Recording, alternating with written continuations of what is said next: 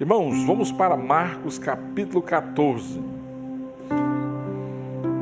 Há dois tipos de corações. Há um que impede a adoração e outro que favorece. Vamos ler Marcos capítulo 14, 1 a 11 e identificar esses dois tipos de corações.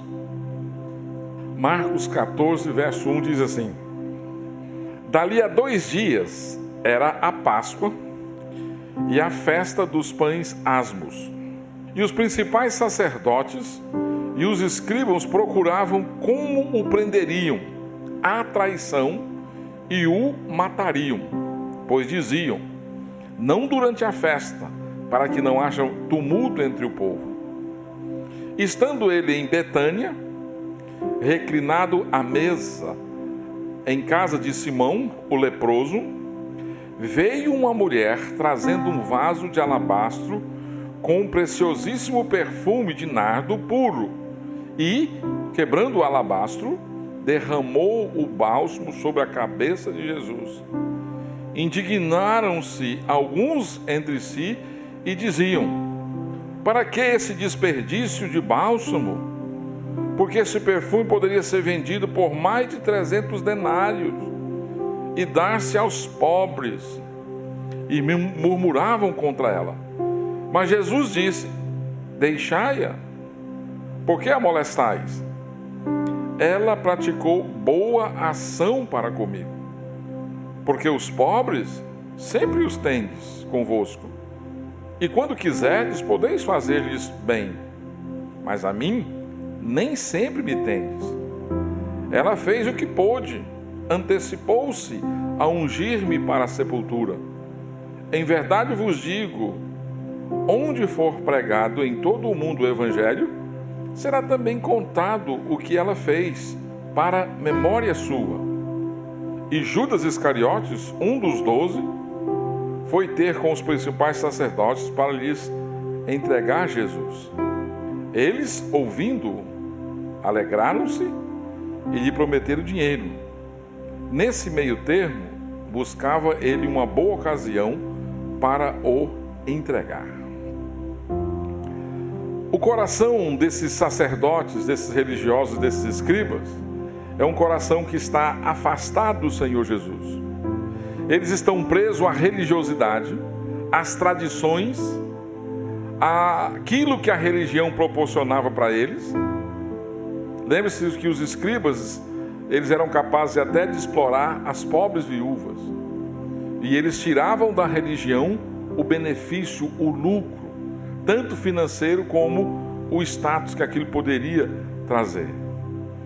E os sacerdotes tinham a sua função, as suas funções estabelecidas no serviço do templo, mas exatamente esse grupo de pessoas religiosas, gente que lidava com as Escrituras, que lidava com o povo, diz o texto que eles tramavam, eles conspiravam como matar Jesus, como prender e matar Jesus. Mas eles diziam: olha, não na Páscoa, porque tem muita gente. Jerusalém duplicava a sua população naqueles dias. Vinham peregrinos de todos os lugares para a celebração da Páscoa e também a festa dos pães sem fermento. E os sacerdotes e escribas então entenderam que aquela não era a ocasião ideal para fazer essa trama. Então veja só, a mente, o coração dessas pessoas estão totalmente tomados de ódio, de rejeição à pessoa de Jesus. Eles já ouviram muita coisa do próprio Cristo, eles viram, eles têm evidências a respeito de Jesus, mas deliberadamente decidem rejeitá-lo. E não só isso, planejam a morte de Jesus. Judas, os escribas, os sacerdotes, eles se identificam aqui. Pessoas que estão cheias de si ou de interesses pessoais e tentam conduzir as suas vidas a partir dessas questões. Mas por que esse ódio de Jesus? Por que essa raiva de Jesus? Exatamente porque a presença de Jesus ameaçava as posições daqueles líderes e também as tradições deles. E aquilo era tudo que eles tinham, era tudo que eles amavam. Os escribas usavam roupas que davam a eles um certo destaque, gostavam de ocupar os primeiros lugares na sinagoga, lugares especiais nos banquetes, nas festas, faziam longas orações em lugares estratégicos, para serem vistos, para serem notados. E eles se beneficiavam daquela tradição já estabelecida, usando até mesmo o nome da religião para ganhar dinheiro, para se sustentarem naquilo. E os sacerdotes, já um sistema falho, porque aquela presença de Jesus no templo, do que já acontecia ali, era vergonhoso. Eles fizeram do templo um meio de comércio, um lugar de vendas de coisas religiosas. Então tudo isso que eles se beneficiavam, a presença de Jesus trazia ali ameaça. Os privilégios deles estavam em jogo. Os lucros religiosos também poderiam acabar com Jesus. E Jesus ameaça todo esse império, todo esse mundo deles. E essa é a razão principal, porque de fato eles não queriam a presença de Jesus. A presença de Jesus sempre causava uma reação negativa nessas pessoas. No versículo 21, por exemplo, diz: olha, pois o Filho do Homem vai, como está escrito a seu respeito, mas ai daquele por intermédio de quem o Filho do Homem está sendo traído. Melhor lhe fora não haver nascido. Então Jesus sabia quem era e tinha palavras fortes sendo dirigidas para esse grupo de pessoas. E esses são os líderes do povo. E como eles querem fazer isso? Por meio da traição. Eles querem armar uma cilada. Decidiram o assassinato de Jesus, e isso deve ser feito em forma de traição, de armadilha. Estão pensando num jeito de pegá-lo. Eles não tinham segurança em relação ao povo. Eles tinham medo da reação do povo. Porque nessa altura, muita gente já seguia Jesus. Mas também, mesmo aqueles que não seguiam, tinham dúvidas a respeito de Jesus. Tinham dúvidas se ele era de fato tudo aquilo que eles diziam que ele era. Matar na Páscoa seria arriscado demais. Muita gente, muitos peregrinos vindo de vários lugares para participar da festa dos judeus. Mas por ironia, Jesus vai morrer na Páscoa, mesmo eles não desejando. Estão querendo matar o escolhido de Deus. Isso só para a gente enxergar o tamanho da dureza do coração dessas pessoas. O quanto eles estavam dominados, determinados por esse ódio, por essa missão. Rejeitaram as evidências de quem era Jesus, do poder de Jesus. Tudo que eles ouviram, tudo que eles viram, eles simplesmente descartaram. Estavam tomados pelos seus interesses. Amavam mais a si mesmos e o dinheiro.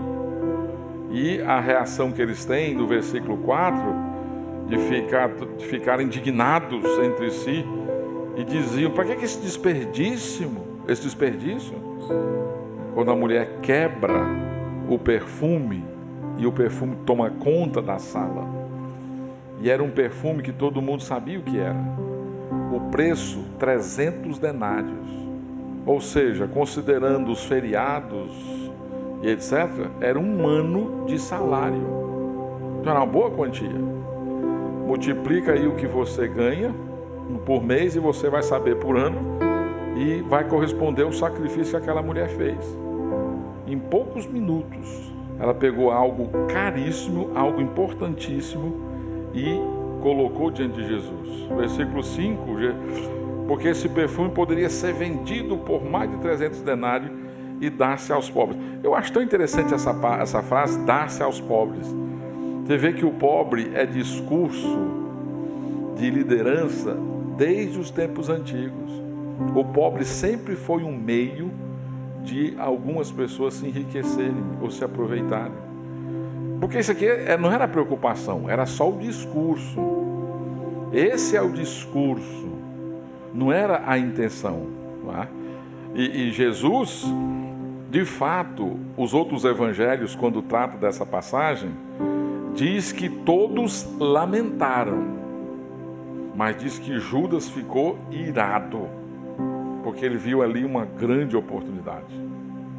O salário de um ano, de uma vez só, nas mãos dele. Ficou irado. Por quê? Porque ele roubava, ele era falso. Ele estava assumindo aquilo que estava no coração dele.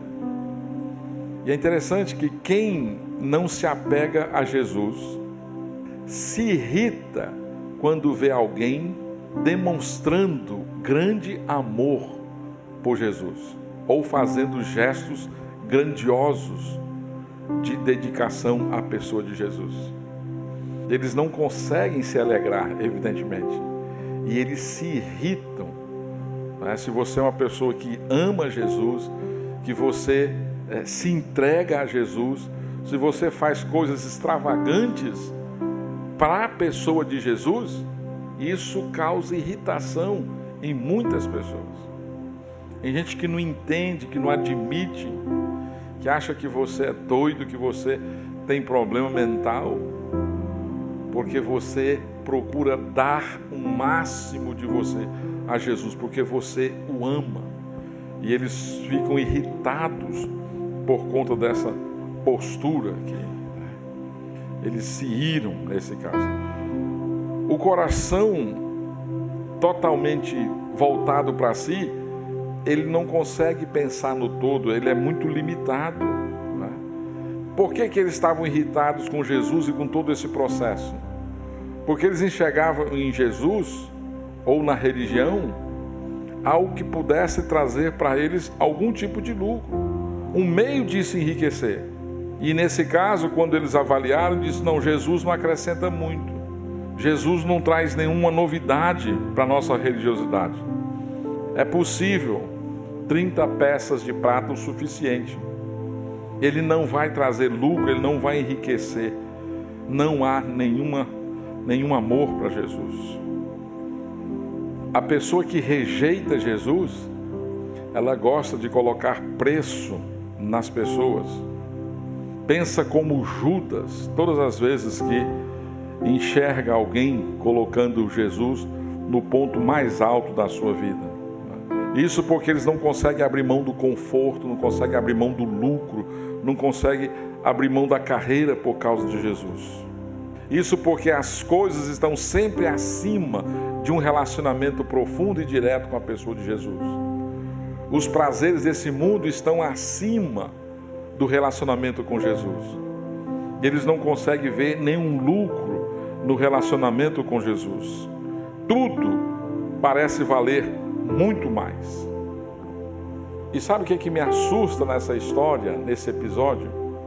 É pensar que Judas andou por 3 anos com Jesus. Ouviu coisas que nós nunca ouvimos e talvez jamais ouviremos. Viu coisas em primeira mão que nós nunca vimos e talvez jamais veremos. Judas viveu tudo, viu tudo, mas nada disso foi capaz de impulsioná-lo numa aproximação com Jesus.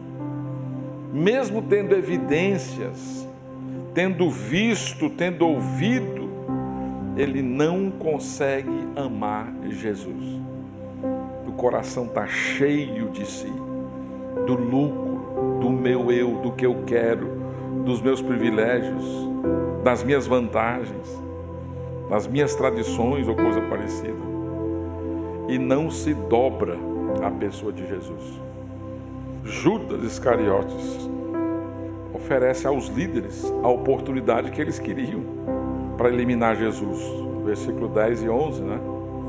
E Judas Iscariotes, um dos 12, foi ter com os principais sacerdotes para lhes entregar Jesus. Eles, ouvindo, alegraram-se e lhe prometeram dinheiro. Nesse meio tempo, buscava ele uma ocasião para o entregar. Interessante, né? Como é que o diabo facilita o planejamento do mal, a concretização do mal. Eles queriam matar Jesus, mas não sabiam como. E Judas chega com uma ideia, chega com um plano. E eles se alegram com isso. Eles ficam contentes com aquela situação.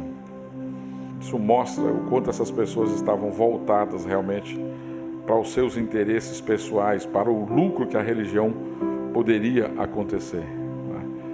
Foi uma surpresa, uma coisa inesperada por parte dos sacerdotes e dos escribas, a chegada de Judas com esse plano aqui. E aquela oportunidade, eles vão abraçar aquela oportunidade e eles vão finalmente concluir o que eles estão planejando fazer. Agora, não sabem eles que, ao mesmo tempo em que eles estão exercendo a livre vontade de buscar a morte de Jesus, eles estão fazendo o que o profeta Zacarias tinha profetizado, Zacarias 11, versículo 12. Ou seja, eles estão fazendo a vontade deles, mas ao mesmo tempo eles estão fazendo o cumprimento profético do que Deus tinha já estabelecido. Isso porque Deus está coordenando tudo de acordo com os seus propósitos. Nada escapa aos desígnios de Deus. Nada foge do controle de Deus. Mesmo as coisas ruins, planejadas, pensadas pelos homens, Deus usa aquilo para cumprir com o propósito dele.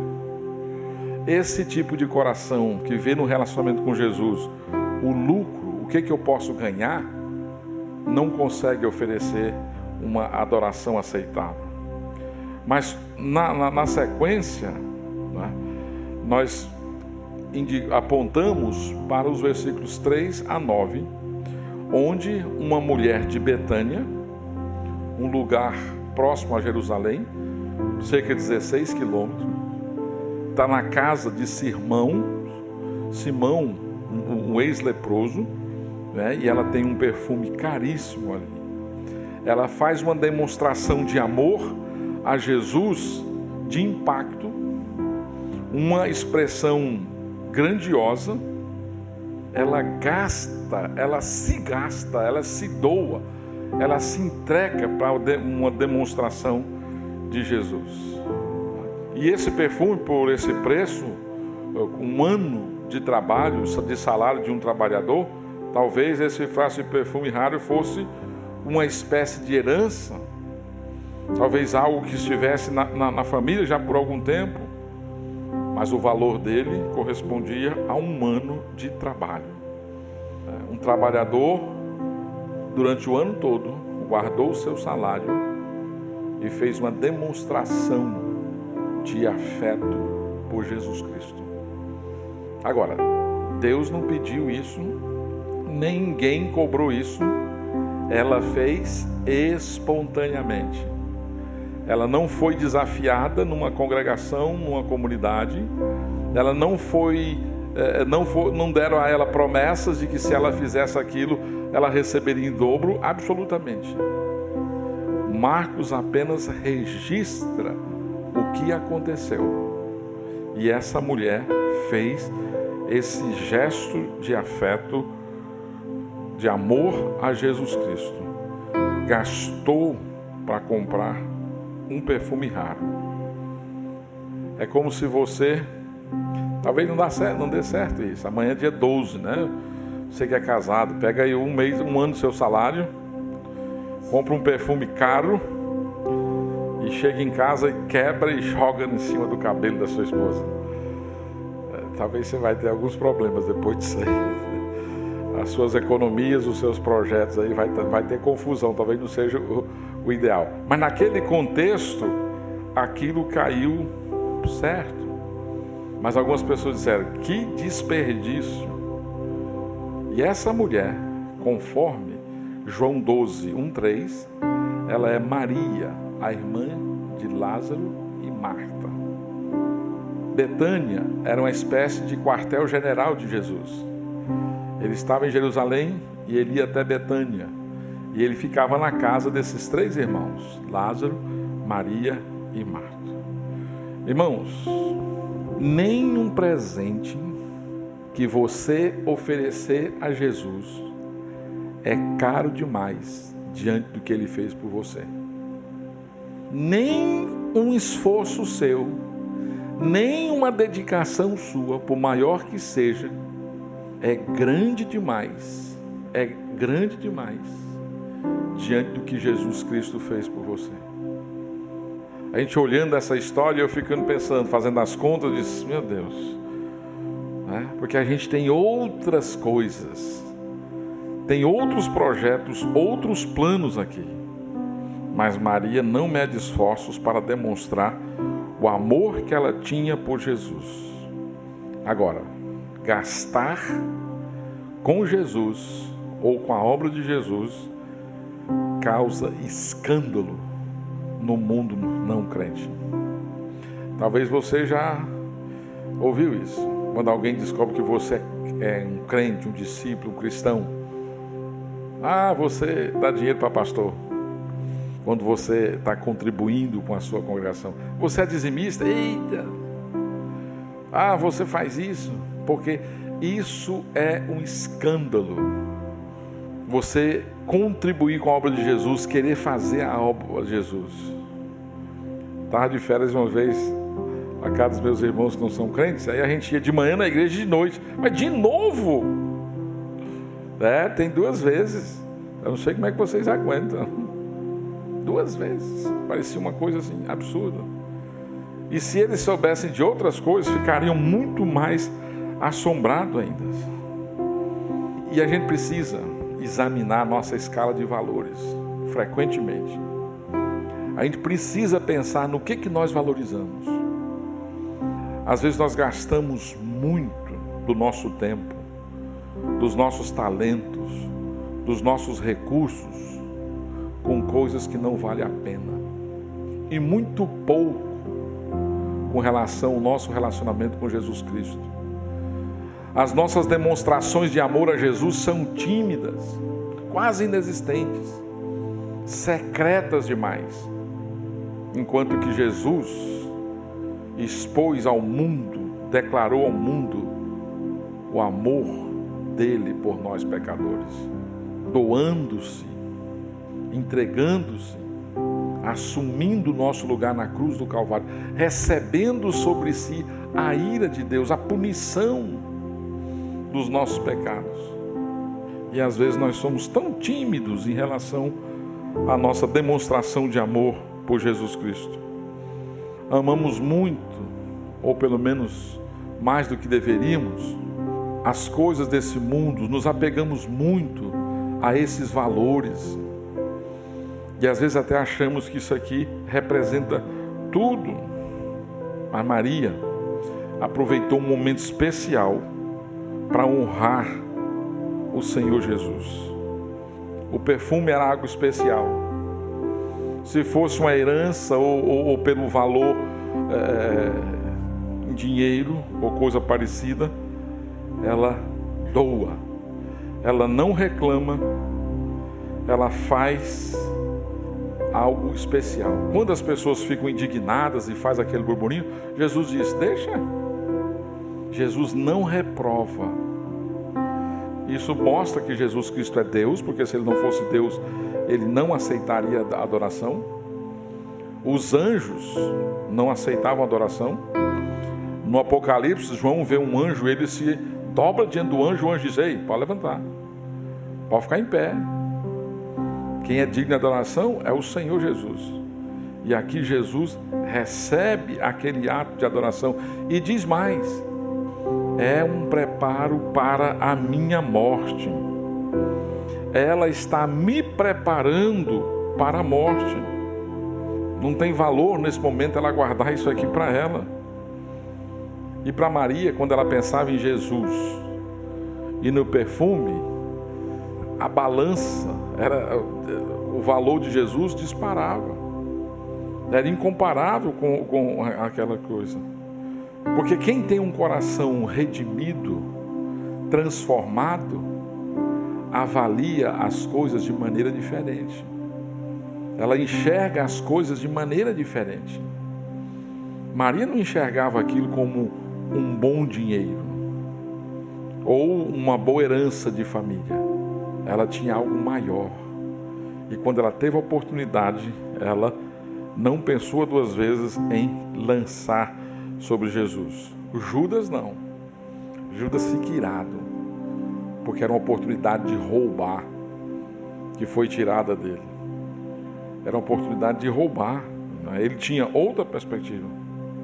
Mas Jesus não, deixa ela fazer. Ela não está fazendo absolutamente nada de errado. E quando ele fala aqui no versículo 6, ela praticou uma boa ação para comigo, e no 7, porque os pobres sempre os tende convosco. Jesus não está desprezando a questão dos pobres. Ele está dizendo que os pobres você tem oportunidade todos os dias. Você tem outras oportunidades. E não precisava usar desse discurso para impedir ou deixar de fazer aquela ação ali. Né? Na nossa vida nós temos inúmeras oportunidades de ajudar, de socorrer uma pessoa necessitada. Aquela era única. Quando outra oportunidade daquela ia acontecer? Quando Maria ia ter aquele privilégio novamente? Quando? Jamais. Era única. Os pobres, Maria ia ter todos os dias a oportunidade de ajudá-los, de socorrê-los, de atendê-los diante de alguma necessidade. Tratava-se dos últimos dias de Jesus. Foi essa a única unção que Jesus Cristo recebeu antes da crucificação. Uma demonstração de amor, talvez exagerada do ponto de vista humano, ou extravagante aqui. Jesus espera que eu e você, por meio da nossa vida, demonstremos amor a Ele. Talvez até exagerado, do ponto de vista das pessoas. Talvez alguém vai dizer: pai fulano está louco. Que exagero foi esse? Não precisa ser tanto assim. Você está querendo ser, né? Você está se achando. Não importa. Um coração quebrantado demonstre o seu amor para Jesus. Comece obedecendo aquelas coisas básicas. Aquele que me ama, guarda os meus mandamentos. Nós não obedecemos a Deus para ganharmos a salvação, mas a nossa obediência demonstra o nosso amor a Deus. Andar nos mandamentos do Senhor revela o nosso amor a Jesus Cristo. E quando nós enxergamos essas oportunidades de demonstrar amor para Jesus, nós encontramos sentido para a nossa vida. Às vezes as pessoas ficam assim com o seu cristianismo, elas dizem: estou desanimada, estou não sei o quê. Sim, como você tem respondido à obra de Jesus na sua vida? Como é que você tem se colocado diante de Jesus? Você tem demonstrado amor a Jesus? Ou você tem feito só o que basta? O mínimo. Você consegue enxergar o valor de Jesus? Somos capazes de demonstrar amor a Cristo exageradamente? De forma extravagante? Ou somos mesquinhos no nosso amor para com Jesus? Ou você acha que ele vale 30 moedas de prata? Ou ele vale tudo que você tem? 30 moedas de prata foi o que Judas ganhou para traí-lo. Maria deu tudo que ela tinha. Quanto vale Jesus para mim e para você? O amor de Jesus foi um amor grande. O levou à cruz, à morte, pelos pecadores. Sem nenhuma esperança de receber alguma coisa em troca. No caso de Maria, ela fez algo grandioso, maravilhoso, por alguém que merece. No caso de Jesus, ele fez algo grandioso por alguém que não merece. Maria fez algo grande, sim. Tanto é que Jesus disse que essa história ia ser contada pelo mundo afora. Em todo lugar que pregasse o Evangelho. Mas ela fez algo por alguém que merece. Jesus, por sua vez, fez algo também grandioso, mas por alguém que não merece. Por diversas vezes, quando a gente olha para essa passagem, essa história de entrega, de traição, a gente entende que Jesus, ao ser entregue, ele está sujeito aos desígnios de Deus. Em última instância, quem entrega Jesus à morte é o próprio Deus. Porque conforme Apocalipse capítulo 13, versículo 8, quando João fala do Cordeiro, ele diz: o Cordeiro que foi morto antes da fundação do mundo. Ou seja, nos desígnios eternos de Deus, Jesus Cristo já nasceu com essa missão. E o Pai usou essas circunstâncias para cumprir com o propósito. E Jesus prova o seu amor para conosco, assumindo o nosso lugar na cruz, sendo nós ainda pecadores. Portanto, ele foi morto por pessoas que não mereciam. Ele se une aos pecadores. Ele sabe que a sua morte está próxima, mas ele não foge, ele segue adiante. Ele se prepara para morrer pelos pecadores, para cumprir o propósito do Pai. Ele não vai permitir que a morte impeça que ele faça o que de fato ele quer fazer. O amor de Jesus foi um amor extravagante. Em sua humilhação como homem, ele não se acanha em receber a glória que lhe é devida. Ele é honrado por um perfume especial. Você está disposto? Ele morreu por você. Você não merece o sacrifício de Jesus. Mas você está disposto a fazer um sacrifício por alguém que merece? Você está disposto a demonstrar amor para Jesus de forma extravagante? Termino citando Isaías, que diz assim: e deram-lhe a sepultura com os ímpios, e com o rico na sua morte, embora nunca tivesse cometido injustiça, nem houvesse engano na sua boca. Todavia, foi da vontade do Senhor esmagá-lo, fazendo-o enfermar, quando eles puser como oferta pelo pecado. Verá a sua posteridade, prolongará os seus dias, e a vontade do Senhor prosperará nas suas mãos. Ele verá o fruto do trabalho da sua alma e ficará satisfeito. Com seu conhecimento, meu servo justo justificará a muitos, e as iniquidades deles levará sobre si. Pelo que lhe darei o seu quinhão com os grandes, e com os poderosos repartirá ele o despojo, porquanto derramou a sua alma até a morte. E foi contado com os transgressores, mas ele levou sobre si o pecado de muitos, e pelos transgressores intercedeu. Você percebe o que Jesus Cristo fez para demonstrar amor por você? Sejamos ousados em demonstrar o nosso amor para Jesus. Não sejamos tímidos, sejamos claros nos nossos gestos de que Jesus é o número 1 na nossa vida, que nós o amamos e estamos prontos a dar a nossa vida como oferta a Ele.